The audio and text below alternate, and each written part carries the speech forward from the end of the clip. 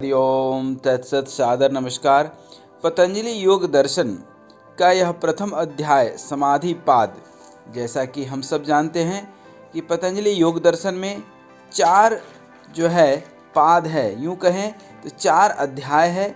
और इन अध्यायों का विस्तृत चर्चा में हम बता दें कि समाधि पाद पहला जो है अध्याय है, जिसमें कि समाधि के विषय, चित्त के वृत्तियों और जो है समाधि के विभिन्न प्रसंग का विवरण आता है। उसके बाद इन समाधि को कैसे प्राप्त हों हम, ये जो है साधन पाद में जो है आता है, जिसमें कि क्रिया योग का स्वरूप, फल का निरूपण और अविद्या आदि क्लेशों का वर्णन आता है। फिर प्रकृति और पुरुष के अविद्याकृत जो है वर्णन आते हैं। तृतीय पाद विभूति पाद है, जिसमें कि धारणा, ध्यान और समाधि की जो है व्याख्या की गई है। और चौथा और अंतिम है कैवल्य पाद, जिसमें सिद्धियों की प्राप्ति के जो है हेतु और जो है सिद्धियां मिलने के बाद, विभूति मिलने के बाद का जो ज्ञान है, जो हम मोक्ष की वर्णन करते हैं, जो कैवल्य अवस्था कहलाती है, उसका वर्णन है। तो आइए हम लोग पतंजलि योग दर्शन में सबसे पहले पहला अध्याय समाधि पाद का जो है वर्णन करें। तो सबसे पहला श्लोक है अथ योगानुशासनम। अथ योगानुशासनम अर्थात जो है परंपरागत वो योग विषय का जो है अब हम आरंभ करते हैं।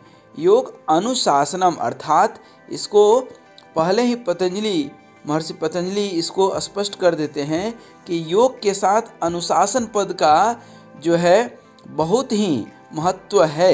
योग शिक्षा की अनादिता जो है अनुशासन से ही शुरू होती है। अथ शब्द से इसके आरंभ करने की प्रतिज्ञा करके योग साधन की कर्तव्यता की जो है यहाँ पर सूचना दी जाती है। इस प्रकार योग शास्त्र के वर्णन की प्रतिज्ञा करके अब योग के सामान्य लक्षण बतलाते हैं महर्षि पतंजलि। तो दूसरा श्लोक है योगश्चित्त वृत्ति निरोधः अर्थात चित्त की वृत्तियों का निरोध ही योग कहलाता है। ठीक है, अब इस ग्रंथ में प्रधानता से चित्त की वृत्तियों का निरोध को योग नाम से कहा गया है। योग शब्द की परिभाषा करके अब सर्वोपरि फल बतलाते हैं किसका? योग का। तथा द्रष्टु स्वरूपे वस्थानम अर्थात उस समय दृष्टा की स्वरूप में जो है स्थित हो जाना। अर्थात 3 चीज़ें हैं, एक है दृष्टा, दृश्य और दर्शन। अर्थात दृष्टा जो हम देखने वाले हैं, देखने वाला, दृश्य जो दिख रहा है, और दोनों के बीच का जो समन्वय है वही क्या है? दर्शन है। अर्थात यदि कोई वस्तु दिख रहा है, उसके बारे में आपको जानकारी नहीं है, तो आप देखेंगे लेकिन चीज़ों को समझ नहीं पाएंगे। अर्थात दृष्टा की स्वरूप में अर्थात अपने रूप में स्थित हो जाना जो है, जब चित्त की वृत्तियों का निरोध हो जाता है उस समय आत्मा की अपने स्वरूप में स्थिति कही जाती है। अर्थात वह कैवल्य अवस्था को प्राप्त हो जाता है। तो फिर प्रश्न आता है कि क्या चित्त वृत्तियों का निरोध होने के पहले दृष्टा अपने स्वरूप में स्थित नहीं रहता? इस पर महर्षि पतंजलि कहते हैं वृत्ति सारूप्यमितरत्र, दूसरे समय में वृत्ति के सदृश स्वरूप होता है। जब तक योग साधनों के द्वारा चित्त की वृत्तियों का निरोध नहीं हो जाता, तब तक दृष्टा अपने चित्त की वृत्ति के ही अनुरूप अपना स्वरूप समझता है। अर्थात जैसी उसकी सोच है वैसा अपना स्वरूप समझता है। उसे अपने वास्तविक स्वरूप का ज्ञान नहीं होता है कि मैं कौन हूँ। वह अपने को एक शरीर, एक नाम, एक धन, दौलत, परिवार, समाज से जोड़ करके रखता है, जबकि हकीकत में ऐसा नहीं है। तो चित्त की वृत्तियों क्या असंख्य होती है? तो इन असंख्य वृत्तियों को भी 5 श्रेणी में बांट करके महर्षि पतंजलि कहते हैं वृत्तियाँ पंचतयः क्लिष्टा क्लिष्टाः अर्थात क्लिष्ट और अक्लिष्ट 2 भेदों वाली 5 तरह की वृत्ति होती है। ये चित्त की वृत्तियाँ आगे वर्णन किए जाने वाले लक्षणों के अनुसार 5 प्रकार की होती है। अब हर प्रकार की वृत्ति के भी 2 भेद होते हैं। एक तो क्लिष्ट यानी अविद्या आदि क्लेशों को पुष्ट करने वाली और योग साधना में विघ्न रूप होती है, तथा दूसरी अक्लिष्ट यानी क्लेशों को क्षय करने वाली और योग साधना में सहायक होती है। या यूं कह लें कि योग साधना में एक सहायक तत्व जिसको अक्लिष्ट बोलते हैं और एक बाधक तत्व जो आपको परमात्मा के स्वरूप को देखने नहीं देती है, आत्मा को अनुभूति नहीं करने देती है, उसको क्लिष्ट बोलते हैं। तो साधक को चाहिए कि इस रहस्य को भली भांति समझकर पहले अक्लिष्ट वृत्तियों से क्लिष्ट वृत्तियों को हटावे, अर्थात जो आपके पास साधना है उस साधना से जो आपको डिस्टर्बिंग एलिमेंट है, जो घातक तत्व हैं, जो नुकसान करने वाले हैं, जो परमार्थ के पथ पर चलने से दिक्कत करते हैं, उनको जो है इन सहायक तत्वों से हटाना चाहिए। ठीक है, फिर उन अक्लिष्ट वृत्तियों का भी निरोध करके योग सिद्ध करें, अर्थात पहले साधक से बाधक को हटाना है, फिर साधक को भी हटाना है, क्योंकि साधक भी सहायक तत्व भी एक जो है, अर्थात जो हमारा निगेटिव सोचता है उसको तो दूर करना ही है, लेकिन पॉजिटिव सोचने वाले को भी नहीं रखना है, अर्थात सोच को ही खत्म कर देना है। अब बात आती है कि 5 प्रकार की वृत्तियों के लक्षण जो है, तो पहले तो इनका नाम देखें क्या है। तो प्रमाण, विपर्य, विकल्प, निद्रा, स्मृति, अर्थात प्रमाण, विपर्य, विकल्प, निद्रा और स्मृति, ये 5 वृत्ति हैं। इन पांचों के स्वरूप का वर्णन स्वयं सूत्रकार ने अगले सूत्रों में किया है। सबसे पहले प्रत्यक्षानुमान गमा प्रमाणिनी, अर्थात प्रत्यक्ष, अनुमान और आगम, ये 3 प्रमाण हैं। प्रमाण के जो हम लोगों ने सबसे पहला जो वृत्ति देखा, क्या प्रमाण वृत्ति, तो प्रमाण वृत्ति में प्रमाण भी 3 तरह का है, एक प्रत्यक्ष, एक अनुमान और एक आगम। अब प्रमाण की 3 जो है वृत्ति, 3 प्रकार, ये भी समझे। प्रत्यक्ष प्रमाण किसको कहते हैं? प्रत्यक्षम किम प्रमाणम कहते हैं ना, अर्थात जो सामने आपको भौतिक स्थिति में दिख रही है। बुद्धि, मन और इंद्रियों के जानने में आने वाले जितने भी पदार्थ हैं, उनका अंतःकरण और इंद्रियों के साथ बिना किसी व्यवधान के संबंध होने से जो भ्रांति तथा संशय रहित ज्ञान होता है, वह प्रत्यक्ष अनुभव से होने वाली प्रमाण वृत्ति है। जिन प्रत्यक्ष दर्शनों से संसार के पदार्थों की क्षण भंगुरता का निश्चय होकर या सब प्रकार से उनमें दुख की प्रतीति होकर मनुष्य का सांसारिक पदार्थों में वैराग्य हो जाता है, जो चित्त की वृत्तियों को रोकने में सहायक है, जिनसे मनुष्य की योग साधना में श्रद्धा और उत्साह बढ़ते हैं, उनसे होने वाली प्रमाण वृत्ति तो अक्लिष्ट है। तथा जिन प्रत्यक्ष दर्शनों से मनुष्य को सांसारिक पदार्थ नित्य और सुख रूप होते हैं, भोगों में आसक्ति हो जाती है, जो वैराग्य के विरोधी भावों को बढ़ाने वाले हैं, उनसे होने वाली प्रमाण वृत्ति क्लिष्ट है। क्लिष्ट मतलब बाधक। अब एक तो प्रत्यक्ष प्रमाण हो गया, दूसरा अनुमान, अर्थात धुएं को देख करके लग जाता है कि वहाँ पर अग्नि होगी। किसी प्रत्यक्ष दर्शन के सहारे अपने बुद्धि द्वारा, अपने युक्ति द्वारा जो अप्रत्यक्ष पदार्थ के स्वरूप का ज्ञान होता है, वह अनुमान से होने वाली प्रमाण वृत्ति है। जैसे हमने बताया कि धूम को देखकर अग्नि की विद्यमानता की ज्ञान हो जाना, नदी में बाढ़ आया देखकर समझ में आ जाता है कि किसी दूर देश में अधिक वृष्टि हुई है। तो इनमें भी जिन अनुमानों से मनुष्य को संसार के पदार्थों की अनित्यता, दुख रूपता आदि दोषों का ज्ञान होकर उनमें वैराग्य होता है और योग के साधनों में श्रद्धा बढ़ती है, जो आत्मज्ञान में सहायक है, वे सब वृत्तियाँ तो अक्लिष्ट है और उनके विपरीत वृत्तियाँ क्लिष्ट है। अब बात करते हैं आगम प्रमाण की। प्रत्यक्ष प्रमाण हम लोगों ने देखा, फिर अनुमान प्रमाण देखा और फिर आगम प्रमाण अर्थात वेद, शास्त्र, आप्त या महापुरुषों के वचन जो हमें विश्वास दिलाते हैं उनको आगम कहते हैं। अर्थात शास्त्रोक्त रीति से कोई काम हो, शास्त्र ने कोई आदेश दिए हों, हमने न देखा न सुना, लेकिन शास्त्र पढ़ करके हमें लगा कि नहीं यह भी कुछ है। तो जो पदार्थ मनुष्य के अंतःकरण और इंद्रियों के प्रत्यक्ष नहीं है, पर अनुमान की भी पहुंच वहाँ नहीं है, क्योंकि हम कुछ उसके बारे में समझ नहीं पा रहे हैं। उसके स्वरूप का ज्ञान वेद, शास्त्र और महापुरुषों के वचनों में विश्वास रखने से होता है। क्योंकि यदि वेद, शास्त्र, रामायण, महाभारत जैसे ग्रंथों पर और महापुरुषों के, गुरु महाराज के वचनों पर विश्वास नहीं होगा तो फिर आगम प्रमाण भी नहीं होगा। लेकिन यदि विश्वास हो तो उसी को आगम प्रमाण से जो है आगम प्रमाण वृत्ति कहते हैं। जिस आगम प्रमाण से मनुष्य का भोगों में वैराग्य होता है और योग साधना में श्रद्धा उत्साह बढ़ते हैं, वह तो अक्लिष्ट है।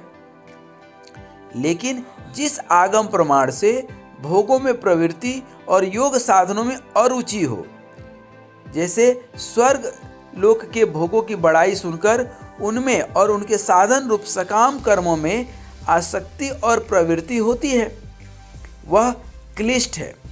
कई बार व्यक्ति कुछ ऐसे साहित्य पढ़ लेता है जिससे उसका मन विचलित हो जाता है और सन्मार्ग के पथ से भ्रष्ट हो जाता है। इस तरह के भी जो है प्रवृत्ति को क्लिष्ट कहा गया है, अर्थात बाधक कहलाता है। अब हम लोग देखते हैं कि प्रमाण वृत्ति के भेद के बाद अब दूसरी वृत्ति आती है विपर्य वृत्ति। तो विपर्य वृत्ति के लक्षण क्या है? तो विपर्यो मिथ्या ज्ञान मत द्रुप प्रतिष्ठम, जो उस वस्तु के स्वरूप में प्रतिष्ठित नहीं है, ऐसा मिथ्या ज्ञान विपर्य है। अर्थात किसी भी वस्तु के असली स्वरूप को न समझकर उसे दूसरी ही वस्तु समझ लेना, यह विपरीत ज्ञान ही विपर्य वृत्ति है। जैसे सीप में चांदी की प्रतीति होना, धूप में कोको कोला का कोई ढक्कन गिरा हुआ हो और आप दूर से देखेंगे तो ऐसा लगेगा कि चांदी का सिक्का है, लेकिन जब आप नज़दीक में जाकर देखते हैं तो लगता है कि यार ये तो कोको कोला का ढक्कन है। फिर लगता है कि हम तो बेवकूफ़ बन गए। इसी को विपर्य वृत्ति बोलते हैं। यह वृत्ति भी यदि भोगों में वैराग्य उत्पन्न करने वाली और योग मार्ग में श्रद्धा उत्साह बढ़ाने वाली हो तो अक्लिष्ट है, अन्यथा क्लिष्ट है। तो संसार इसी तरह से समझ में आता है कि यह संसार का जो सुख है वो ठीक उसी तरह से है जिस तरह से कि धूप में एक कोको कोला का ढक्कन चांदी का सिक्का दिखता है। जब समीप जाकर के नज़दीक जाकर देखते हैं तो लगता है कि यार हम बेवकूफ़ बन गए। ठीक उसी तरह से जीवन में जो संसार में यह सुख दिखता है ना, यह सुख भी ठीक उसी तरह से है। जब जीवन की अंतिम घड़ी आती है तब लगता है कि हमने पूरे जीवन में वह चांदी का सिक्का जिसको खोज रहे थे, जो समझ करके हमने दौड़ लगाई थी, वह सचमुच चांदी की सिक्का नहीं बल्कि एक कोको कोला का ढक्कन है जिसका कि कोई उपयोग नहीं है। अर्थात हमारा मेहनत और पूरा जीवन काल जो है व्यर्थ चला गया। जिन इंद्रिया आदि के द्वारा वस्तुओं का यथार्थ ज्ञान होता है उन्हीं से विपरीत ज्ञान भी होता है। यह मिथ्या ज्ञान भी कभी कभी भोगों में वैराग्य करने वाला हो जाता है। अर्थात जो अभी हम आपको बता रहे थे कोको कोला का ढक्कन की कहानी, यदि यह समझ में आ जाए कि यह संसार का जो सुख है वस्तुतः तो वह सुख नहीं दुख है, यह आपको सन्मार्ग की ओर प्रेरित कर सकता है। इस जैसे भोग्य पदार्थों की क्षण भंगुरता को देख करके, अनुमान करके या सुनकर उनको सर्वथा मिथ्या मान लेना योग सिद्धांत के अनुसार विपरीत वृत्ति है, क्योंकि वे परिवर्तनशील होने पर भी मिथ्या नहीं है। तथापि यह मान्यता भोगी में वैराग्य उत्पन्न करने वाली होने से अक्लिष्ट है। कुछ महानुभावों के मतानुसार विपर्य वृत्ति और अविद्या दोनों एक ही है, परंतु यह युक्ति संगत नहीं मालूम होता, क्योंकि अविद्या का नाश तो केवल असंप्रज्ञात योग से ही होता है, जो अभी आने वाले कुछ अध्याय में हम लोग पढ़ेंगे, जहाँ प्रमाण वृत्ति भी नहीं है, किंतु विपर्य वृत्ति का नाश तो प्रमाण वृत्ति से ही हो जाता है। इसके सिवा योग शास्त्र के मतानुसार विपर्य ज्ञान चित्त की वृत्ति है, किंतु अविद्या चित्त वृत्ति नहीं मानी गई है, क्योंकि वह दृष्टा और दृश्य के स्वरूप की उपलब्धि में हेतुभूत संयोग की भी कारण है तथा अस्मिता और राग आदि क्लेशों की भी कारण है। इसके अतिरिक्त प्रमाण वृत्ति में विपर्य वृत्ति नहीं है, परंतु राग द्वेष आदि क्लेशों का वहाँ भी सद्भाव है। इसलिए भी विपर्य वृत्ति और अविद्या की एकता नहीं हो सकती, क्योंकि विपर्य वृत्ति तो कभी होती है और कभी नहीं होती है, किंतु अविद्या तो कैवल्य अवस्था की प्राप्ति तक निरंतर विद्यमान रहती है। उसका नाश होने पर तो सभी वृत्तियों का धर्मी स्वयं चित्त भी अपने कारण में विलीन हो जाता है, परंतु प्रमाण वृत्ति के समय विपर्य वृत्ति का अभाव हो जाने पर भी न तो राग द्वेषों का नाश होता है तथा न दृष्टा और दृश्य के संयोग का ही। इसके सिवा प्रमाण वृत्ति क्लिष्ट भी होता है, परंतु जिस यथार्थ ज्ञान से अविद्या का नाश होता है वह क्लिष्ट नहीं होता। अतः यह मानना ठीक है कि चित्त का धर्म रूप विपर्य वृत्ति अन्य पदार्थ है तथा पुरुष और प्रकृति के संयोग की कारण रूपा अविद्या उससे सर्वथा भिन्न है। अब हम लोग विपर्य वृत्ति अर्थात प्रमाण वृत्ति देख लिए, विपर्य वृत्ति देख लिए, अब विकल्प वृत्ति के लक्षण बतलाए जाते हैं। शब्दा ज्ञानानुपाति वस्तु शून्यो विकल्प, अर्थात जो ज्ञान शब्द जनित ज्ञान के साथ साथ होने वाले हैं और जिसका विषय वास्तव में नहीं है वह विकल्प हैं। केवल शब्द के आधार पर बिना हुए पदार्थ की कल्पना करने वाली जो चित्त की वृत्ति है वह विकल्प वृत्ति कहलाती है। यह भी यदि वैराग्य की वृद्धि में जो है सहायक हो, योग साधनों में श्रद्धा और उत्साह बढ़ाने वाली तथा आत्मज्ञान में सहायक हो तो अक्लिष्ट है, अन्यथा ये भी क्लिष्ट है। आगम प्रमाण जनित वृत्ति से होने वाले विशुद्ध संकल्पों के सिवा सुनी सुनाई बातों के आधार पर मनुष्य जो नाना प्रकार के व्यर्थ संकल्प करता है उन सबको विकल्प वृत्ति के अंतर्गत ही समझना चाहिए। विपर्य वृत्ति में तो विद्यमान वस्तु के स्वरूप का विपरीत ज्ञान होता है और विकल्प वृत्ति में अविद्यमान वस्तु की शब्द ज्ञान के आधार पर कल्पना होती है। यही विपर्य और विकल्प का भेद है। अर्थात विपर्य वृत्ति में विद्यमान वस्तु के स्वरूप का विपरीत ज्ञान होता है। विपर्य मतलब सही को गलत और गलत को ही सही समझ गए। जैसे रात में रस्सी दिखी तो उसको सांप समझ गए और कई बार सांप को ही रस्सी समझ जाते हैं। और विकल्प वृत्ति में अविद्यमान वस्तु के शब्द के ज्ञान के आधार पर अर्थात हकीकत में है नहीं, सुनी सुनाई बातों के आधार पर कल्पना करके हम संकल्प इत्यादि कर लेते हैं। तो यही विपर्य और विकल्प का भेद है। जैसे कोई मनुष्य सुनी सुनाई बातों के आधार पर अपनी मान्यता के अनुसार भगवान के रूप की कल्पना करके भगवान का ध्यान करता है, पर जिस स्वरूप का वह ध्यान करता है उसे न तो उसने देखा है, न वेद शास्त्र सम्मत है और न वैसा कोई भगवान का स्वरूप वास्तव में है ही, केवल कल्पना मात्र ही है। यह विकल्प वृत्ति मनुष्य को भगवान के चिंतन में लगाने वाली होने से अक्लिष्ट है। दूसरी जो भोगों में प्रवृत्त करने वाली विकल्प वृत्तियां हैं वे क्लिष्ट है। इसी प्रकार सभी वृत्तियों में क्लिष्ट और अक्लिष्ट का भेद समझ लेना चाहिए। अब निद्रा वृत्ति के लक्षण बतलाए जाते हैं। अभाव प्रत्यालंबना वृत्ति निद्रा, अर्थात अभाव के ज्ञान का अवलंबन करने वाली वृत्ति निद्रा है। अर्थात हम जहाँ नहीं हैं, जिस समय मनुष्य को किसी भी विषय का ज्ञान नहीं रहता, केवल मात्र ज्ञान के अभाव की प्रतीति होती है, वह ज्ञान के अभाव का ज्ञान जिस चित्त वृत्ति के आश्रित रहता है वह निद्रा वृत्ति है।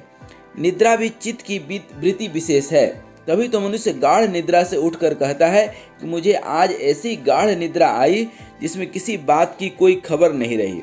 इस स्मृति वृत्ति से ही यह सिद्ध होता है कि निद्रा भी एक वृत्ति है, नहीं तो जगने पर उसकी स्मृति कैसे होती। निद्रा भी क्लिष्ट और अक्लिष्ट दो प्रकार की होती है।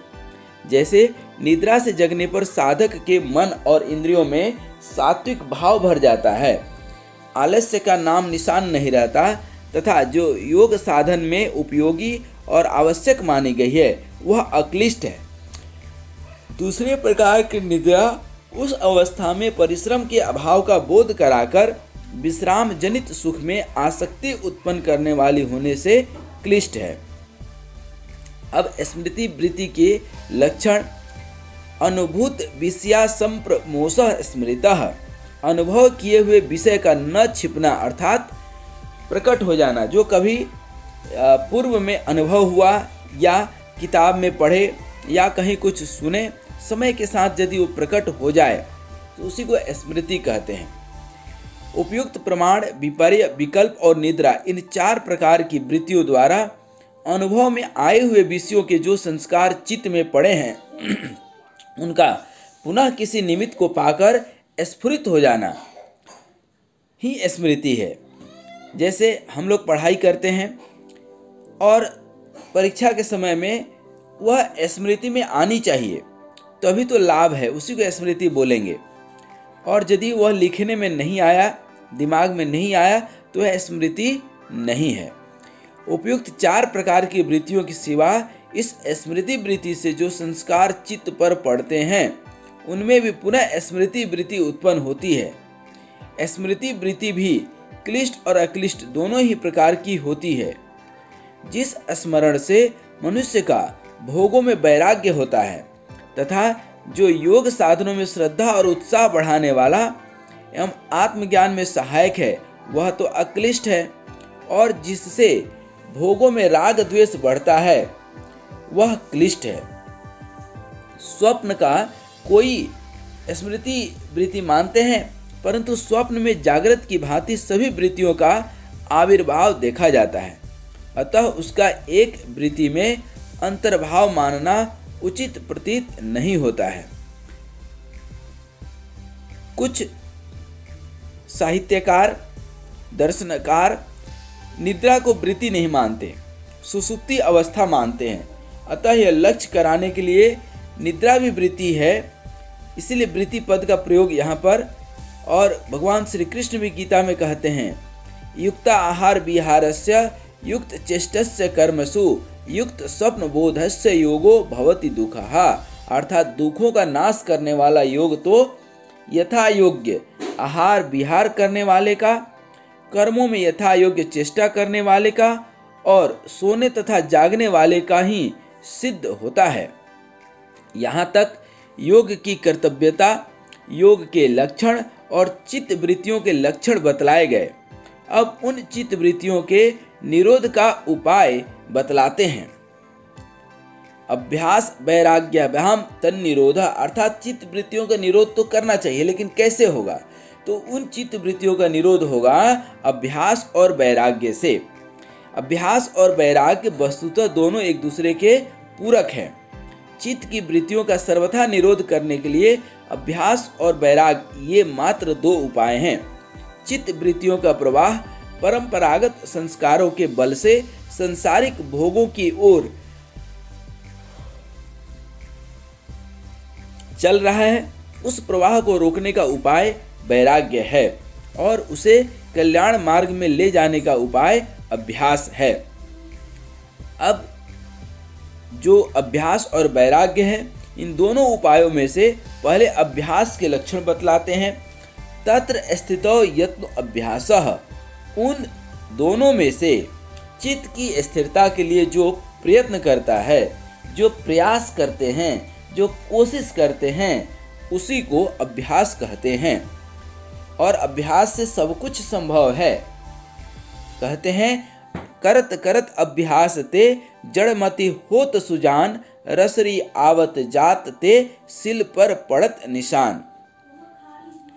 इसी तरह से जो स्वभाव से ही चंचल है, ऐसे मन को किसी एक ध्येय में स्थिर करने के लिए बारंबार चेष्टा करने का नाम ही अभ्यास है। गीता में भी कृष्ण भगवान ने अर्जुन को यही कहा कि अभ्यासेन तु कौन्ते वैराग्येण च गृह्यते, अर्थात जब वैराग्य के संबंध में भगवान श्री कृष्ण अर्जुन को बता रहे थे तो अर्जुन ने कहा कि इस मन का निग्रह करना, एकाग्र करना ठीक वैसे ही है जैसे हवा को, श्वास को रोक लेना। इस पर कृष्ण भगवान कहते हैं अभ्यासेन तु कौन्ते वैराग्येण च गृह्यते। हे कुंती पुत्र अर्जुन, अभ्यास अर्थात स्थिति के लिए बारंबार यत्न करने से और वैराग्य से मन बस में हो जाता है, इसलिए इसको अवश्य बस में करना चाहिए। और अभ्यास के कुछ भेदों का वर्णन भी महर्षि पतंजलि करते हैं। उनमें से जिस साधक के लिए जो सुगम हो, जिसमें उसकी स्वाभाविक रुचि और श्रद्धा हो, उसके लिए वही ठीक है। अब अभ्यास के दृढ़ होने का उपाय सतु दीर्घ काल नैरंतर्य सत्कारा सेवितो दृढ़ भूमि, अर्थात वह अभ्यास बहुत काल तक, बहुत समय तक निरंतर और आदर पूर्वक सांगोपांग सेवन किए जाने पर दृढ़ अवस्था वाला होता है। अपने साधन के अभ्यास को दृढ़ बनाने के लिए साधक को चाहिए कि साधन में कभी उकतावे नहीं। यह दृढ़ विश्वास रखे कि किया हुआ अभ्यास कभी भी व्यर्थ नहीं हो सकता। अभ्यास के बल से मनुष्य निसंदेह अपने लक्ष्य की प्राप्ति कर लेता है। यह समझकर अभ्यास के लिए काल की अवधि न रखें, आजीवन अभ्यास करते रहें। साथ ही यह भी ध्यान रखें कि अभ्यास में व्यवधान न पड़ने पावे, निरंतर अभ्यास चलता रहे तथा अभ्यास में तुच्छ बुद्धि न करें। कई बार जब पूजा पाठ करते हैं तो कुछ भगवान से आकांक्षा होती है, उस आकांक्षा और महत्वाकांक्षा के पूर्ण न होने पर अश्रद्धा उत्पन्न हो जाती है, इसी को तुच्छ बुद्धि कहते हैं। तो थोड़ी बहुत परेशानी आने पर या महत्वाकांक्षा पूरी न होने पर भी एक तो महत्वाकांक्षा ही न रखें। तो इस तरह से अभ्यास में बाधक जो है नहीं बनना चाहिए। किसी भी अभ्यास का अवहेलना न करें, बल्कि अभ्यास को ही अपने जीवन का आधार बनाकर अत्यंत आदर और प्रेम पूर्वक उसे सांगोपांग करता रहे। इस प्रकार किया हुआ अभ्यास दृढ़ होता है। अब वैराग्य के लक्षण आरंभ करने के पहले अपर वैराग्य के लक्षण बतलाते हैं, क्योंकि पर वैराग्य और अपर वैराग्य ये दो है। और इसके पहले यदि अभ्यास के बारे में भी कृष्ण भगवान की सुने तो यही कहते हैं स निश्चय नियुक्तव्यो योगो निर्वाण चेतसा, अर्थात योग का अभ्यास बिना उकताए हुए चित्त से निष्ठापूर्वक करते रहना चाहिए। अब अपर वैराग्य की बात करते हैं। दृष्टानुश्रविक विषय वृत्तिष्णस्य वशीकार संज्ञा वैराग्यम, देखे और सुने हुए विषयों में सर्वथा तृष्णा रहित चित्त की जो वशीकार नामक अवस्था है वह वैराग्य है। अंतःकरण और इंद्रियों के द्वारा प्रत्यक्ष अनुभव में आने वाले इस लोक के समस्त भोगों का समाहार यहाँ दृष्ट शब्द में किया गया है, और जो प्रत्यक्ष उपलब्ध नहीं है, जिनकी बड़ाई वेद शास्त्र और भोगों का अनुभव करने वाले पुरुषों से सुनी गई है, ऐसे भोग्य विषयों का समाहार अनुश्राविक शब्द में किया गया है। उपयुक्त दोनों प्रकार के भोगों से जब चित्त भली भांति तृष्णा रहित हो जाता है, जब उसको प्राप्त करने की इच्छा का सर्वथा नाश हो जाता है, ऐसे कामना रहित चित्त की जो वशीकार नामक अवस्था विशेष है वह अपर वैराग्य है। अब पर वैराग्य के लक्षण तत्परम पुरुष ख्याते गुण वैतृष्णयम, पुरुष ख्याते अर्थात पुरुष के ज्ञान से जो प्रकृति के गुणों में तृष्णा का सर्वथा अभाव हो जाना है वह पर वैराग्य है। पहले बतलाए हुए चित्त की वशीकार संज्ञा रूप वैराग्य से जब साधक की विषय कामना का अभाव हो जाता है और उसके चित्त की प्रवाह समान भाव से अपने ध्येय के अनुभव में एकाग्र हो जाता है, उसके बाद समाधि परिपक्व होने पर प्रकृति और पुरुष विषयक विवेक ज्ञान प्रकट होता है। उसके होने से जब साधक की तीनों गुणों में और उनके कार्य में किसी प्रकार की किंचिन मात्र भी तृष्णा नहीं रहती, जब वह सर्वथा आप्त काम निष्काम हो जाता है, ऐसी सर्वथा राग रहित अवस्था को पर वैराग्य कहते हैं। कृष्ण भगवान भी योगारूढ़ अवस्था का वर्णन करते हुए कहते हैं, यदा ही नेन्द्रियार्थेषु न कर्म सनुसज्जते सर्व संकल्प सन्यासी योगारूढ़स्तदोच्यते। जब योगी न तो इंद्रियों के विषयों में और न कर्मों में ही आसक्त होता है तथा सब प्रकार के संकल्पों का भली भांति त्याग कर देता है, तब वह योगारूढ़ कहलाता है। इस प्रकार चित्त वृत्ति निरोध के उपायों का वर्णन करके अब चित्त वृत्ति निरोध रूप निर्बीज योग का स्वरूप बतलाने के लिए पहले उसके पूर्व की अवस्था का संप्रज्ञात योग नाम से अवान्तर भेदों के सहित वर्णन करते हैं। वितर्क विचारानंदा स्मिता अनुगमत संप्रज्ञातः। वितर्क, विचार, आनंद और अस्मिता, इन चारों के संबंध से युक्त चित्त वृत्ति का समाधान संप्रज्ञात योग है। दो प्रकार का यहाँ योग का वर्णन आता है, संप्रज्ञात और असंप्रज्ञात। तो वितर्क अर्थात विचारों में जो तर्क वितर्क जो निर्णय लेने की क्रिया है, और आनंद और अस्मिता, अस्मिता अर्थात जो मेरा नहीं है वो भी मुझे मिल जाए, चोरी का भाव जिसको कहते हैं। संप्रज्ञात योग ध्येय पदार्थ तीन माने गए हैं। पहला ग्राह्य इंद्रियों के सूक्ष्म और स्थूल विषय, ग्रहण इंद्रियां और अंतःकरण तथा ग्रहिता बुद्धि के साथ एक रूप हुआ पुरुष। जब ग्राह्य पदार्थों के स्थूल रूप में समाधि की जाती है, उस समय समाधि में जब तक शब्द, अर्थ और ज्ञान का विकल्प वर्तमान रहता है, तब तक तो वह सवितर्क समाधि है, और जब इनका विकल्प नहीं रहता तब वही निर्वितर्क समाधि कही जाती है। इसी प्रकार जब ग्राह्य और ग्रहण के सूक्ष्म रूप में समाधि की जाती है, उस समय समाधि में जब तक शब्द, अर्थ और ज्ञान का विकल्प रहता है, तब तक वह सविचार, और जब इनका विकल्प नहीं रहता तब वही निर्विचार कही जाती है। जब निर्विचार समाधि में विचार का संबंध तो नहीं रहता, परंतु आनंद का अनुभव और अहंकार का संबंध रहता है। अर्थात जब आनंद का अनुभूति होती है तब अहंकार आ जाता है कि हम कुछ कर रहे हैं तो आनंद आ रहा है, तब तक वह आनंदानुगत समाधि है। और जब उसमें आनंद की प्रतीति भी लुप्त हो जाती है, तब वही केवल अस्मितानुगत समझी जाती है। यही निर्विचार समाधि की निर्मलता है। इनका विस्तृत विचार जो है अभी नीचे कुछ श्लोकों में है। अब उस अंतिम योग का स्वरूप बतलाते हैं, जिसके सिद्ध होने पर दृष्टा की अपने स्वरूप में स्थिति हो जाती है, जो कि इस शास्त्र का मुख्य प्रतिपाद्य है, जिसे कैवल्य अवस्था चतुर्थ अध्याय में पढ़ेंगे।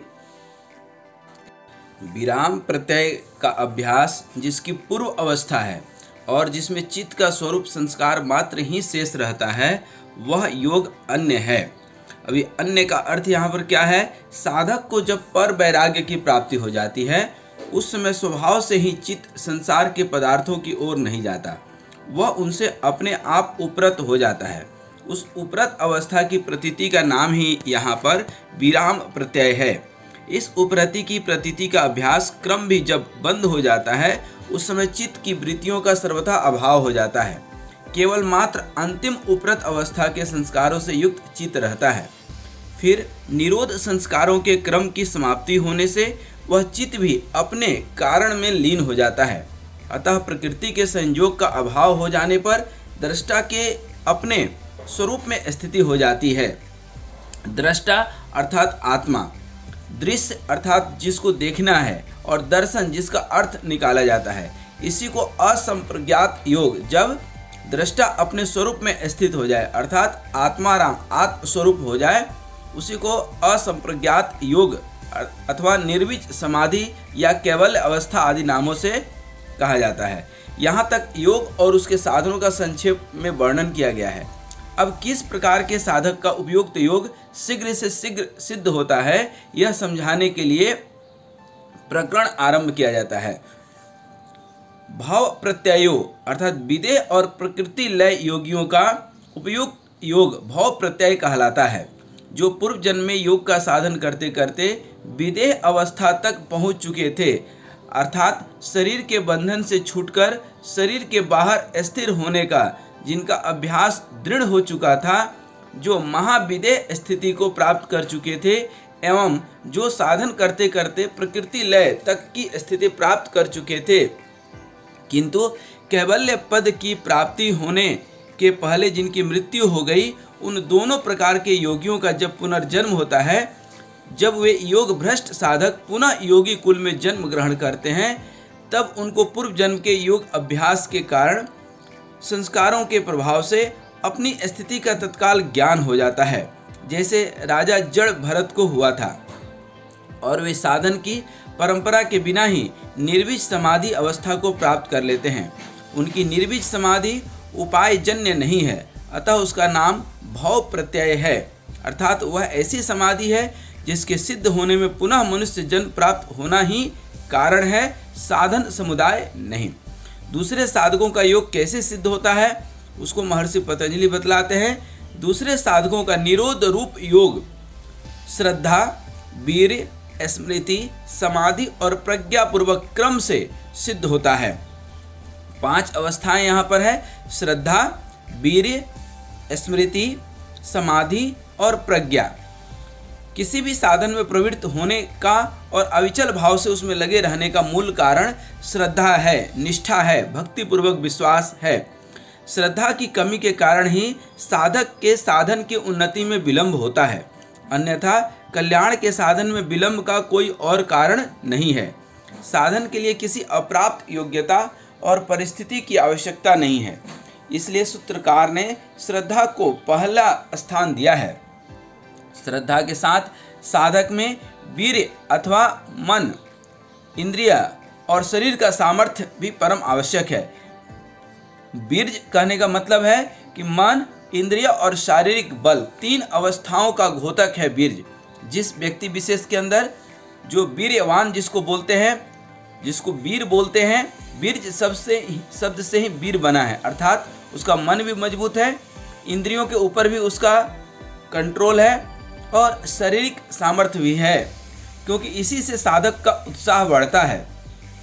श्रद्धा और वीर्य इन दोनों के संयोग से मिलने पर साधक की स्मरण शक्ति बढ़ती है तथा उसमें योग साधन के संस्कारों का ही बारंबार प्रकाट्य होता है, अतः उसका मन विषयों से विरक्त होकर समाहित हो जाता है। इसी को समाधि कहते हैं। इससे अंतःकरण स्वच्छ हो जाने पर साधक की बुद्धि ऋतंबरा सत्य को धारण करने वाली हो जाती है। इस बुद्धि का ही नाम समाधि प्रज्ञा है। अतएव पर वैराग्य की प्राप्ति पूर्वक साधक का निर्विज समाधि रूप योग सिद्ध हो जाता है। गीता में भी भगवान श्री कृष्ण कहते हैं, श्रद्धावान लभते ज्ञानम तत्पर संयतेन्द्रियः ज्ञानम लब्ध्वा पराम शांति चिरेणाधिगच्छति। जितेंद्रिय अर्थात जो इंद्रियों को जीत लिए हैं, साधन परायण और श्रद्धावान मनुष्य ज्ञान को प्राप्त होकर वह बिना विलंब के तत्काल ही परम शांति को प्राप्त हो जाते हैं। अब अभ्यास वैराग्य की अधिकता के कारण योग की सिद्धि शीघ्र और अतिशीघ्र होने की बात महर्षि पतंजलि कहते हैं।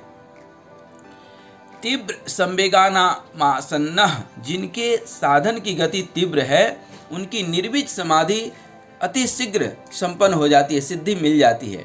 जिन पुरुषों का साधन अभ्यास और वैराग्य तेजी से चलता है, जो सब प्रकार की विघ्न बाधाओं को ठुकराकर अपने साधन में तत्परता से लगे रहते हैं, उनका योग शीघ्र सिद्ध होता है। किंतु साधन की मात्रा हल्की, मध्यम और उच्च होने के कारण तीव्र संवेग वालों में भी काल का भेद हो जाता है। किसका साधन किस दर्जे का है, इस पर भी योग सिद्धि की शीघ्रता का विभाग निर्भर करता है, क्योंकि क्रियात्मक अभ्यास और वैराग्य तीव्र होने पर भी विवेक और भावना की न्यूनता अधिकता के कारण समाधि सिद्ध होने के काल में भेद होना स्वाभाविक है। जिस साधक में श्रद्धा विवेक शक्ति और भाव कुछ उन्नत है, उसका साधन मध्यम मात्र वाला है, और जिस साधक में श्रद्धा विवेक और भाव अत्यंत उन्नत हैं, उसका साधन अधिक मात्रा वाला है। साधन में क्रिया की अपेक्षा भाव का अधिक महत्व है। अभ्यास और वैराग्य का जो क्रियात्मक बाह्य स्वरूप है, वह तो ऊपर वाले सूत्र में वेग के नाम से कहा गया है, और उनका जो भावात्मक अभ्यंतर स्वरूप है, वह उनकी मात्रा यानी दर्जा है। व्यवहार में भी देखा जाता है कि एक ही काम के लिए समान रूप से परिश्रम किए जाने पर भी उसकी सिद्धि में अधिक जो विश्वास रखता है, उस मनुष्य को उस काम के करने की युक्ति का अधिक ज्ञान एवं जो उसे प्रेम और उत्साहपूर्वक बिना उकताए हुए करता है, वह दूसरों की अपेक्षा उसे शीघ्र पूरा कर लेता है। वही बात समाधि की सिद्धि में भी समझ लेनी चाहिए। समाधि के प्राप्ति के लिए साधन करने वालों में जिसका साधन श्रद्धा विवेक शक्ति और भाव आदि की अधिकता के कारण जितने ऊंचे दर्जे का है और जिसकी चाल का क्रम जितना तेज है, उसी के अनुसार वह शीघ्र या अति शीघ्र समाधि की प्राप्ति कर सकेगा। यही बात समझाने के लिए सूत्रकार ने उपयुक्त 2 सूत्रों की रचना की है, ऐसा मालूम होता है। अतः साधक को चाहिए कि अपने साधन को सर्वथा निर्दोष बनाने की चेष्टा रखे, उसमें किसी प्रकार की शिथिलता न आने दे। अपूर्वोक्त अभ्यास और वैराग्य की अपेक्षा निर्विज समाधि का सुगम उपाय बतलाया गया है, ईश्वर प्रणिधानदा। इसके सिवा ईश्वर प्रणिधान से भी निर्विज समाधि की सिद्धि शीघ्र हो सकती है। ईश्वर की भक्ति यानी शरणागति का नाम ईश्वर प्रणिधान है। इससे भी निर्विज समाधि शीघ्र सिद्ध हो सकती है, क्योंकि ईश्वर सर्वसमर्थ है। वे अपने शरणापन भक्त पर प्रसन्न होकर उसके भावानुसार सब कुछ प्रदान कर सकते हैं। ये यथा मां प्रपद्यन्ते तांस्तथैव भजाम्यहम्। जो मेरे को जैसे भजते हैं, मैं भी उनको वैसे ही भजता हूँ, यह भगवान श्री कृष्ण गीता में कहते हैं। अब महर्षि पतंजलि ईश्वर के लक्षण बतलाते हैं। क्लेश कर्म विपाक और आश्रय, इन चारों से जो संबंधित नहीं है, वह पुरुष विशेष समस्त पुरुषों से उत्तम है और वही ईश्वर है। क्लेश कर्म विपाक और आश्रय, इन चारों से मुक्त। अब ये 4 क्या हैं? क्लेश 5 प्रकार के, अविद्या, अस्मिता, राग, द्वेष और अभिनिवेश, ये 5 क्लेश हैं। इनका विस्तृत वर्णन दूसरे पाद के 3 सूत्र से 9वें तक है, जिसकी व्याख्या की जा चुकी है। पुनः एक बार इसको विस्तृत व्याख्या मिलेगा दूसरे पाद में।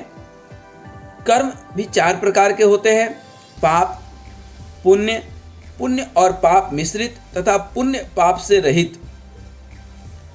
कर्म के फल का नाम विपाक है और कर्म संस्कारों के समुदाय का नाम आशय है। समस्त जीवों का इन चारों से अनादि संबंध है। यद्यपि मुक्त जीवों का पीछे संबंध नहीं रहता, तो भी पहले संबंध था ही, किंतु ईश्वर का तो कभी भी इनसे न संबंध था, न है और न होने वाला है। इस कारण उन मुक्त पुरुषों से भी ईश्वर विशेष है। यह बात प्रकट करने के लिए ही सूत्रकार ने पद का प्रयोग किया है। ईश्वर की विशेषता का पुनः प्रतिपादन करते हैं। उसमें सर्वज्ञता का बीज कारण अर्थात ज्ञान निरतिशय है। जिसमें बढ़कर कोई दूसरी वस्तु हो वह सतिशय है, और जिससे बड़ा कोई न हो वह निरतिशय है। ईश्वर ज्ञान की अवधि है, उसका ज्ञान सबसे बढ़कर है। उसके ज्ञान से बढ़कर किसी का भी ज्ञान नहीं है, इसलिए उसे निरतिशय कहा गया है। जिस प्रकार ईश्वर में ज्ञान की पराकाष्ठा है, उसी प्रकार धर्म, वैराग्य, यश और ऐश्वर्य आदि की पराकाष्ठा का आधार भी उसी को समझना चाहिए। और भी उसकी विशेषता का प्रतिपादन करते हैं। वह ईश्वर सबके पूर्वजों का भी गुरु है, क्योंकि उसका काल से अवच्छेद नहीं है, काल के परे है। इसका अर्थ है कि आदि में उत्पन्न होने के कारण सबका गुरु ब्रह्मा को माना जाता है, परंतु उसका काल से अवच्छेद है। ईश्वर स्वयं अनादि और अन्य सबका आदि हैं। तो गीता में भी भगवान श्री कृष्ण कहते हैं कि हमने यह ज्ञान सर्वप्रथम सूर्य को दिया था, वहाँ से ब्रह्मा जी वहाँ से पहुँचते पहुँचते इंसान के बीच पहुँचा। वह काल की सीमा से सर्वथा अतीत है, वहाँ तक काल की पहुँच नहीं है जहाँ तक ईश्वर का पहुँच है, क्योंकि वह काल का भी महाकाल है। इसलिए वह संपूर्ण पूर्वजों का भी गुरु यानी सबसे बड़ा, सबसे पुराना और सबको शिक्षा देने वाला है। ईश्वर की शरणागति का प्रकार बतलाने के लिए उसके नाम का वर्णन करते हैं। ईश्वर का नाम क्या है? उस ईश्वर का वाचक नाम प्रणव है, अर्थात ओमकार। नाम और नामी का संबंध अनादि और बड़ा ही घनिष्ठ है। इसी कारण शास्त्रों में नाम जप की बड़ी महिमा है। गोस्वामी तुलसीदास जी लिखते हैं, कलयुग केवल नाम आधारा, नाम जाप में ही, प्रणव के जाप से ही मुक्त पुरुष की कल्पना की जा सकती है। गीता में भी जप यज्ञ सब यज्ञों में श्रेष्ठ बतलाया गया है। ओम उस परमेश्वर का वेदोक्त नाम होने से मुख्य है। भगवान श्री कृष्ण भी गीता के 6ठे अध्याय में यही कहते हैं कि मैं ही वह ओम हूँ। इस कारण यहाँ उसी का वर्णन किया गया है। इसी वर्णन से श्री राम, श्री कृष्ण आदि जितने भी ईश्वर के नाम हैं, उनके जप का भी महात्म्य समझ लेना चाहिए। उस ओमकार का जप और उसके अर्थ स्वरूप परमेश्वर का चिंतन करना चाहिए।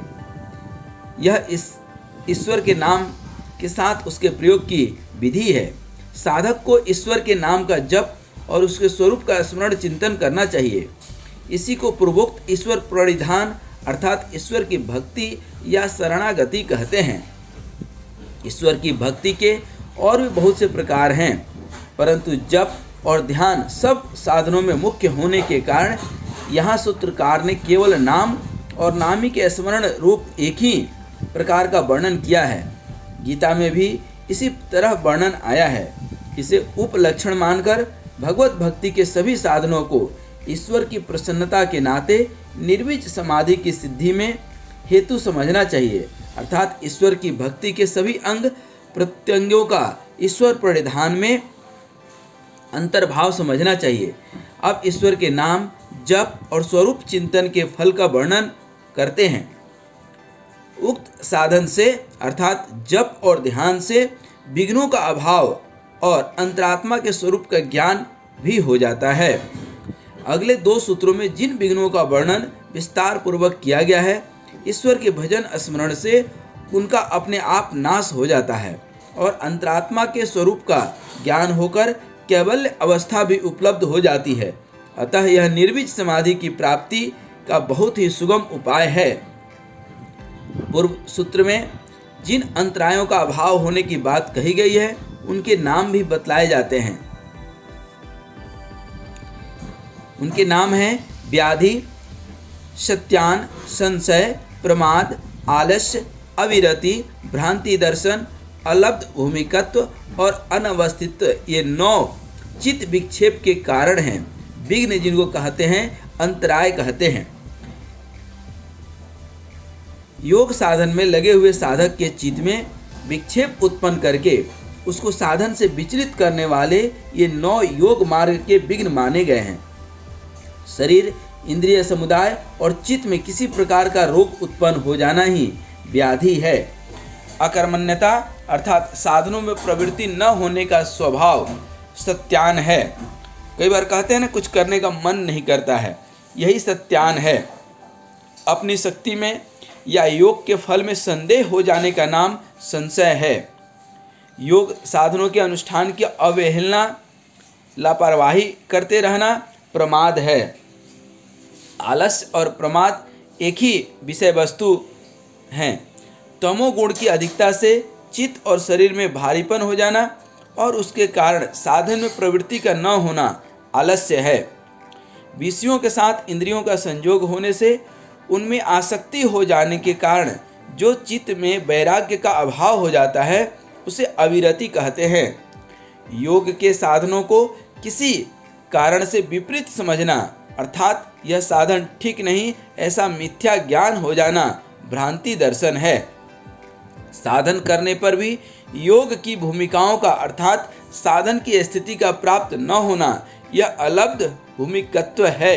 इससे साधक का उत्साह कम हो जाता है। योग साधन से किसी भूमि में चित्त की स्थिति होने पर भी उसका न ठहरना अनवस्थित्व है।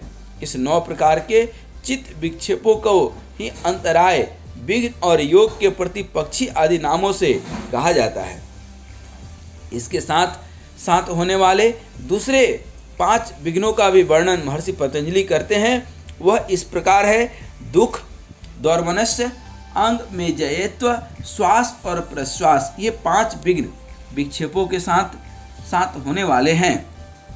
उपयुक्त चित्त विक्षेपों के साथ साथ होने वाले दूसरे 5 विघ्न: पहला दुख, आध्यात्मिक, आदि भौतिक और आदि दैविक। इस तरह दुख के प्रधानतया 3 भेद माने गए हैं: काम, क्रोध आदि के कारण, व्याधि आदि के कारण या इंद्रियों में किसी प्रकार की विकलता होने के कारण जो मन, इंद्रिय या शरीर में ताप या पीड़ा होती है उसको आध्यात्मिक दुख कहते हैं।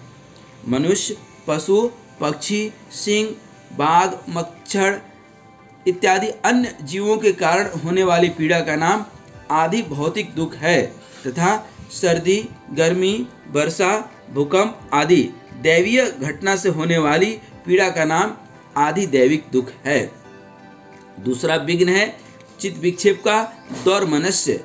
इच्छा की पूर्ति न होने पर जो मन में क्षोभ होता है, ग्लानि होती है, उसे दौर्मनस्य कहते हैं। अंग में जयत्व, शरीर के अंगों में कंपन होना अंग में जयत्व है। श्वास, बिना इच्छा के बाहर की वायु का भीतर प्रवेश कर जाना अर्थात बाहरी कुंभक में विघ्न हो जाना श्वास है। प्रश्वास, बिना इच्छा के ही भीतर वायु का बाहर निकल जाना अर्थात कुंभक में विघ्न हो जाना प्रश्वास है। प्रायः ऐसा ही होता है। श्वास प्रश्वास स्वयं होता है। यहाँ पर चित्त के साक्षात्कार अर्थात होश पूर्वक श्वास प्रश्वास की बात कही गई है। ये पांचों विक्षिप्त चित्त में ही होते हैं, समाहित चित्त में नहीं, इसलिए इनको विक्षेप सहभू कहते हैं। उक्त विघ्नों को दूर करने का दूसरा उपाय बतलाते हैं। उनको दूर करने के लिए एक तत्व का अभ्यास करना चाहिए। एक तत्व अर्थात उपयुक्त दोनों प्रकार के जो 9 विघ्न हम लोगों ने देखा और फिर उसके उपरांत 5 विघ्न, एक कुल 14 तरह के विघ्न को जो है दूर करने के लिए ईश्वर प्रणिधान जो है सर्वश्रेष्ठ बताया गया है। इसके सिवा यह दूसरा उपाय बतलाया गया है कि भाव यह कि किसी एक वस्तु में चित्त को स्थित करने का बार बार प्रयत्न करने से भी एकाग्रता उत्पन्न होकर विघ्नों का नाश हो जाता है, अतः यह साधन भी किया जा सकता है। चित्त के अंतराल में राग, द्वेष आदि मल रहने के कारण मलिन चित्त स्थिर नहीं होता, अतः चित्त को निर्मल बनाने का सुगम उपाय बतलाते हैं। सुखी, दुखी, पुण्यात्मा और पापात्मा ये चारों जिनके क्रम से विषय हैं, ऐसी मित्रता, दया, प्रसन्नता और उपेक्षा की भावना से चित्त स्वच्छ हो जाता है। यह बहुत महत्वपूर्ण है। सुखी मनुष्यों में मित्रता की भावना करने से, दुखी मनुष्यों में दया की भावना करने से, पुण्यात्मा पुरुषों में प्रसन्नता की भावना करने से और पापियों में उपेक्षा की भावना करने से चित्त के राग, द्वेष, घृणा, ईर्ष्या और क्रोध आदि मलों का नाश होकर चित्त शुद्ध निर्मल हो जाता है। अतः साधक को इसका अभ्यास करना चाहिए। चित्त शुद्धि का दूसरा उपाय महर्षि पतंजलि कहते हैं अथवा प्राण वायु को बारंबार बाहर निकालने और रोकने के अभ्यास से भी चित्त निर्मल होता है। अर्थात कह सकते हैं बाहरी कुंभक, बाह्य कुंभक, बारंबार प्राण वायु को शरीर से बाहर निकालने का अथवा यथाशक्ति बाहर रोके रखने का अभ्यास करने से मन में निर्मलता आती है। इससे शरीर की नाड़ियों का भी मल नष्ट होता है। प्रसंगवश चित्त की निर्मलता के उपाय बतलाकर अब मन को स्थिर करने वाला अन्य साधन बतलाते हैं। विषयवती व प्रवृत्ति रूपन्नः मनसा स्थिति बंधिनी, अर्थात विषय वाली प्रवृत्ति उत्पन्न होकर वह भी मन की स्थिति को बांधने वाली हो जाती है। अभ्यास करते करते साधक को दिव्य विषयों का साक्षात्कार हो जाता है। उन दिव्य विषयों का अनुभव करने वाली वृत्ति का नाम विषयवती प्रवृत्ति है। ऐसी प्रवृत्ति उत्पन्न होने से साधक का योग मार्ग में विश्वास और उत्साह बढ़ जाता है। इस प्रकार यह आत्मचिंतन के अभ्यास में भी मन को स्थिर करने में हेतु बन जाती है। इसी प्रकार और भी उपाय बतलाते हैं। इसके सिवा शोक रहित ज्योतिषमती प्रवृत्ति उत्पन्न हो जाए तो वह भी मन की स्थिति जो है करने वाली होती है। अभ्यास करते करते साधक को यदि शोक रहित प्रकाशमय प्रवृत्ति का अनुभव हो जाए तो वह भी मन को स्थिर करने वाली होती है। अब चित्त की स्थिरता का अन्य उपाय बतलाते हुए महर्षि पतंजलि कहते हैं, बीत राग को विषय करने वाला चित्त भी स्थिर हो जाता है। जिस पुरुष के राग द्वेष सर्वथा नष्ट हो चुके हैं, ऐसे विरक्त पुरुष को ध्येय बनाकर अभ्यास करने वाला अर्थात उसके विरक्त भाव का मनन करने वाला चित्त भी स्थिर हो जाता है।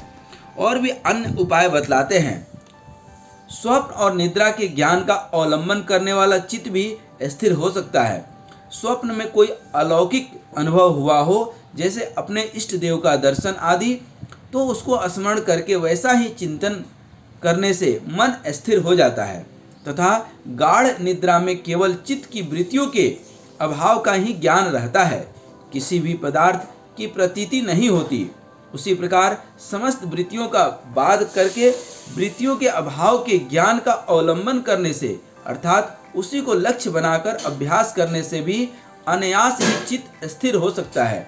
जिस काल में तमोगुण का आविर्भाव होता है उस समय यह अभ्यास नहीं करना चाहिए। जिस समय चित्त और इंद्रियों में सत्व गुण बढ़ा हुआ हो उस समय यह साधन अधिक लाभप्रद हो सकता है। मनुष्यों की रुचि भिन्न भिन्न होती है, अतः अब सर्वसाधारण उपयोगी साधन का वर्णन करते हुए महर्षि पतंजलि इसका वर्णन करते हुए कहते हैं, जिसको जो अभिमत हो उसके ध्यान से भी मन स्थिर हो जाता है। अभिमत अर्थात उपयुक्त साधनों में से कोई साधन किसी साधक के अनुकूल नहीं पड़ता हो तो उसे अपनी रुचि के अनुसार अपने इष्ट का ध्यान करना चाहिए। अपनी रुचि के अनुसार अपने इष्ट का ध्यान करने से मन स्थिर हो जाता है। चित्त की स्थिरता के उपाय बतलाकर अब यह बतलाते हैं कि चित्त में जब स्थिर होने की योग्यता परिपक्व हो जाती है तब उसकी कैसी स्थिति होती है। उस समय इसका परमाणु से लेकर परम महत तत्व तक वशीकार हो जाता है। अभ्यास करते करते जब साधक का चित्त भली भांति स्थिति की योग्यता प्राप्त कर लेता है उस समय साधक अपने चित्त को सूक्ष्म से सूक्ष्म पदार्थों से लेकर बड़े से बड़े महान पदार्थ तक चाहे जहाँ चाहे जब चाहे तत्काल स्थिर कर सकता है। उसका अपने चित्त पर पूर्ण अधिकार हो जाता है। चित्त में स्थिर होने की योग्यता परिपक्व हो जाने की पहचान भी यही है। पहले बतलाई हुई उपायों से जब साधक का अपने चित्त पर अधिकार हो जाता है और चित्त अत्यंत निर्मल होकर उसमें समाधि की योग्यता आ जाती है, इसके बाद किस प्रकार क्रम से संप्रज्ञात निर्विज समाधि सिद्ध होती है उसका वर्णन आरंभ करते हैं।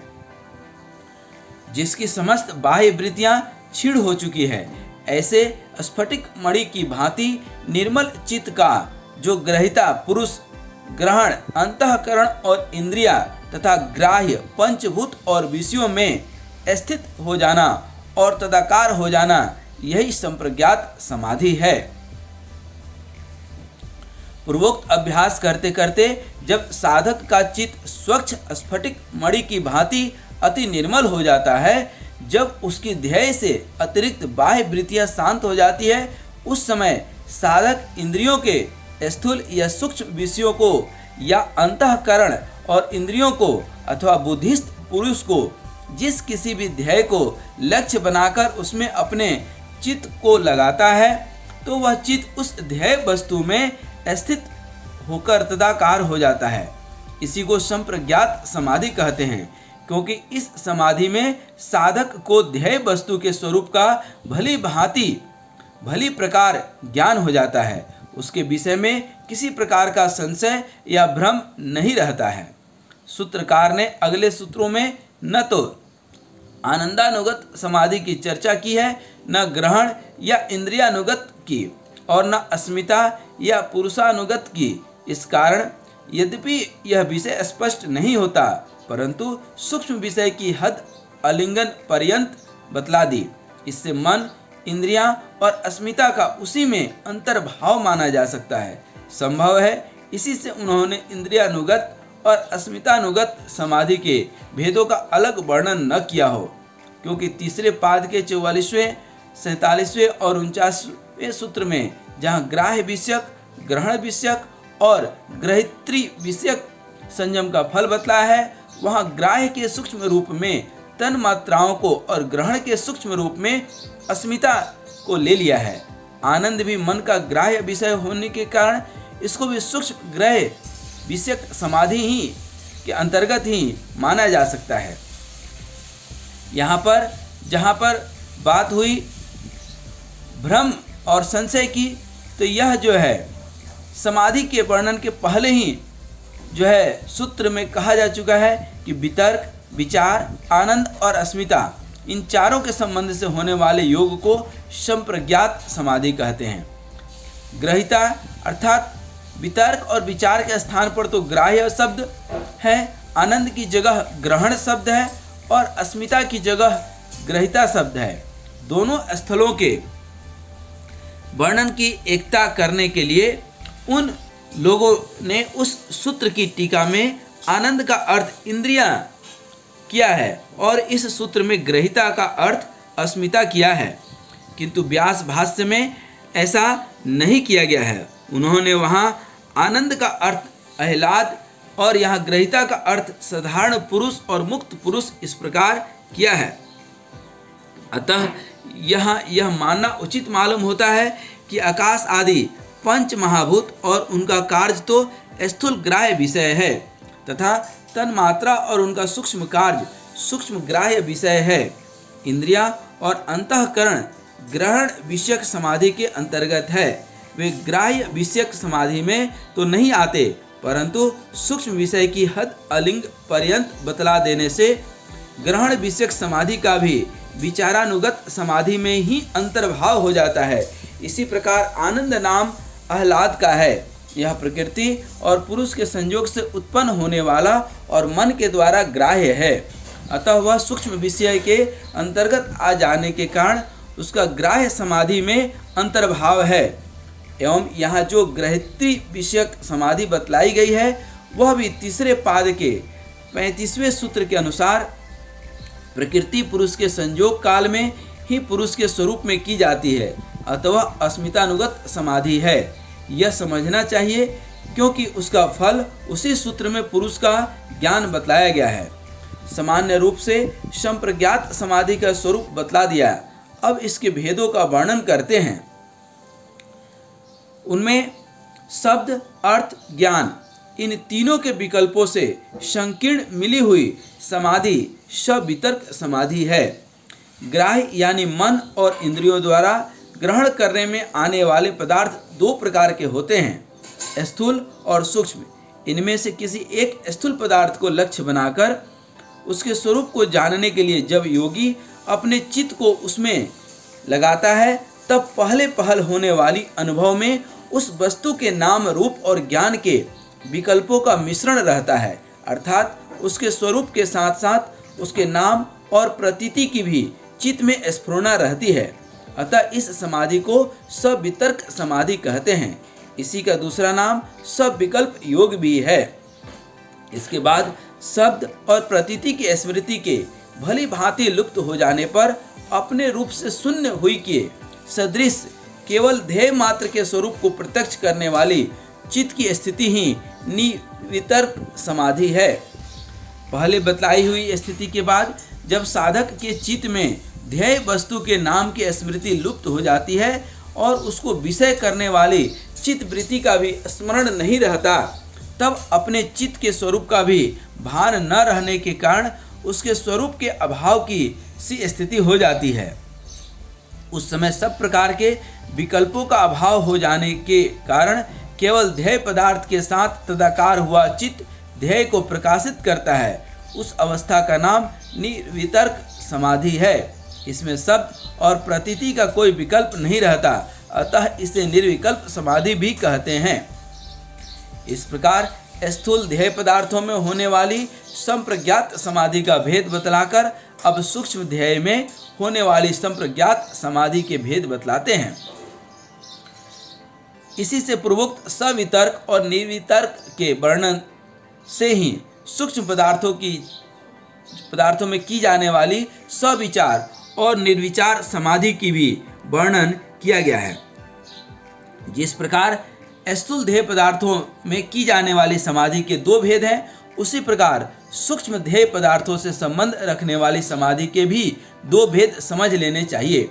अर्थात जब किसी सूक्ष्म ध्येय पदार्थ के स्वरूप का यथार्थ स्वरूप जानने के लिए उसमें चित्त को स्थिर किया जाता है, तब पहले उसके नाम, रूप और ज्ञान के विकल्पों से मिला हुआ अनुभव होता है। वह स्थिति सविचार समाधि है। और उसके बाद जब नाम का और ज्ञान का अर्थात चित्त के निज स्वरूप का भी विस्मरण होकर केवल ध्येय पदार्थ का ही अनुभव होता है, वह स्थिति निर्विचार समाधि है।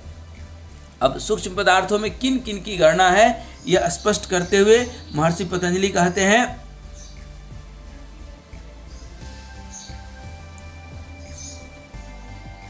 सूक्ष्म विषयता प्रकृति पर्यंत है। पृथ्वी का सूक्ष्म विषय गंध तन्मात्रा, जल का रस तन्मात्रा, तेज का रूप तन्मात्रा, वायु का स्पर्श तन्मात्रा और आकाश का शब्द तन्मात्रा है।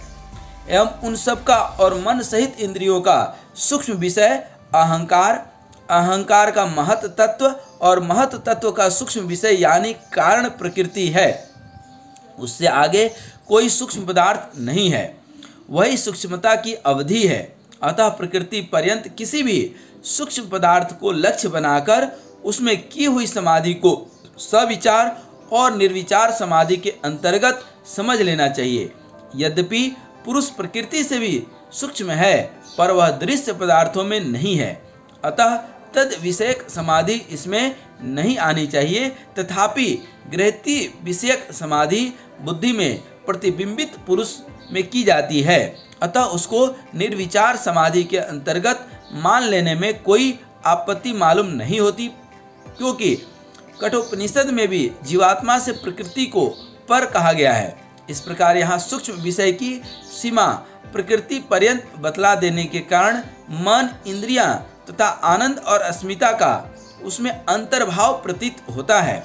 फिर 17वें सूत्र में कहे हुए आनंद और अस्मिता को और 41वें सूत्र में ग्रहण नाम से कहे हुए मन और इंद्रियों को और ग्रहिता नाम से कहे हुए प्रकृतस्थ पुरुष को टीकाकारों ने विचार शब्द वाच्य सूक्ष्म विषय से अलग कैसे कहा और सूत्रकारों ने तद विषयक समाधि के भेदों का वर्णन क्यों नहीं किया, यह विचारणीय है।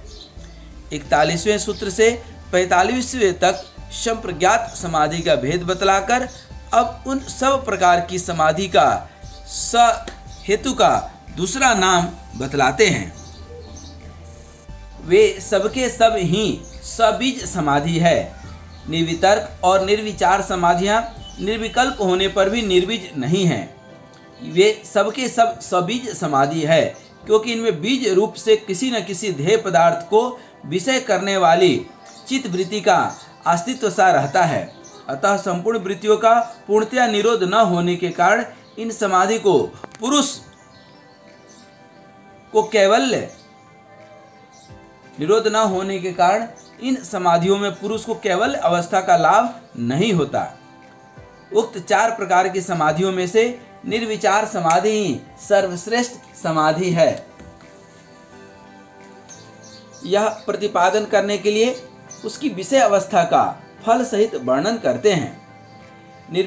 निर्विचार समाधि अत्यंत निर्मल होने पर योगी को अध्यात्म प्रसाद प्राप्त होता है।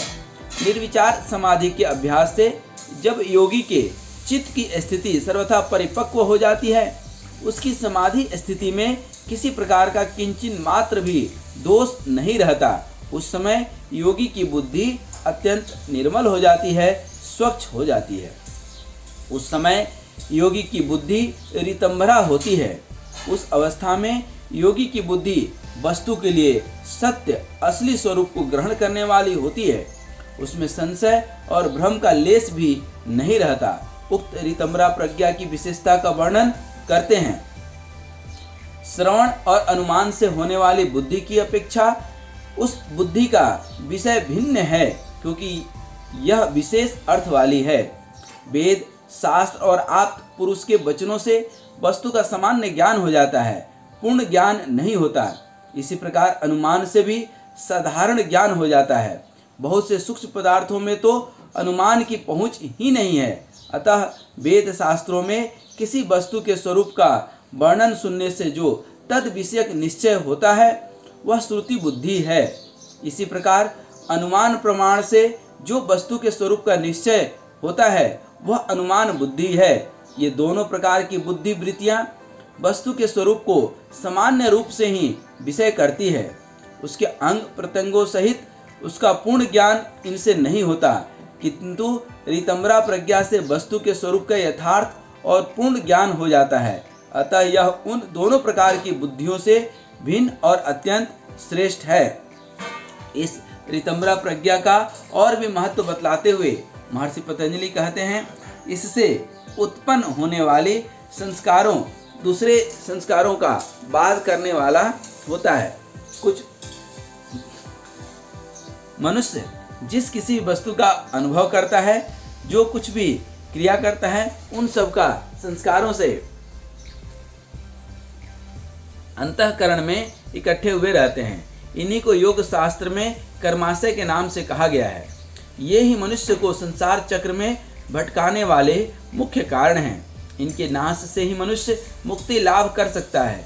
अतः उक्त बुद्धि का महत्व प्रकट करते हुए सूत्रकार कहते हैं कि इस बुद्धि के प्रकट होने पर जब मनुष्य को प्रकृति के यथार्थ रूप का भान हो जाता है, तब उसका प्रकृति में और उसके कार्यों में स्वभाव से ही वैराग्य हो जाता है।